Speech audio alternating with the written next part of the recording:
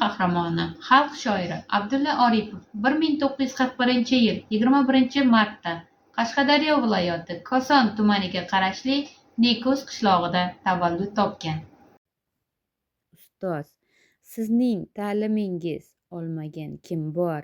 Siz-ku yuraklarda ilk ziyo yoqqan olimmi, shoirmi va yo san'atkor ilk bor sizga tomon ustoz deb boqqan bitta harf dardida riyozat chekib oqibat ko'kka ham chiqolgan inson ne ajab sizlarni baxtiyor etib o'rnidan dast turib bosh egsa shu on buyuk Alisherbek lutf etgan misol savod o'rgatdingiz qancha ranj bilan ko'plab bo'larmikan bu qarzni alhol uzib bo'larmikan 100 ta ganch bilan. Abdulla Oripov O'zbekiston Respublikasi davlat madhiyasining muallifi hamdir. 8000 ga yaqin she'rlar muallifi bo'lgan ijodkorning 50 dan ortiq kitoblari nashr etilgan.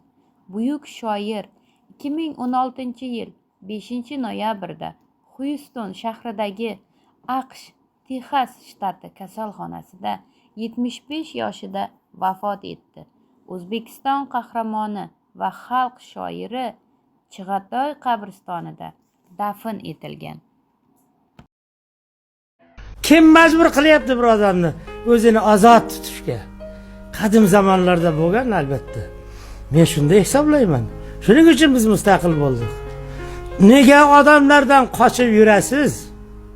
Suhbat ham qilmaysiz u yoq bu yoqdan deydi barmog'ini qilgancha bigiz. U yoqdan topshiriq ko'pda, u yoqdan. Hovli joy quribsiz, yaxshi-ku, biroq mo'l-mo'l ishlatibsiz qo'ng'ir bo'yoqdan. Barmog'in tepaga qadaydi shu choq. U yoqdan topshiriq tushdi, u yoqdan. Bir kun so'radilar, qararmi kelin, mabodo xastalik chalsa oyoqdan. Sho'rlik javob qildi, shivirlab sekin, albatta topshiriq kelsa u yoqdan. Oxir tiriklikdan bo'ldi u judo. Sabab boshdanmidi yoki tuyoqdan? Har holda yotardi deganday go'yo u yoqdan topshiriq bo'ldi u yoqdan. Shu bilan yashamay o'tib ketdi.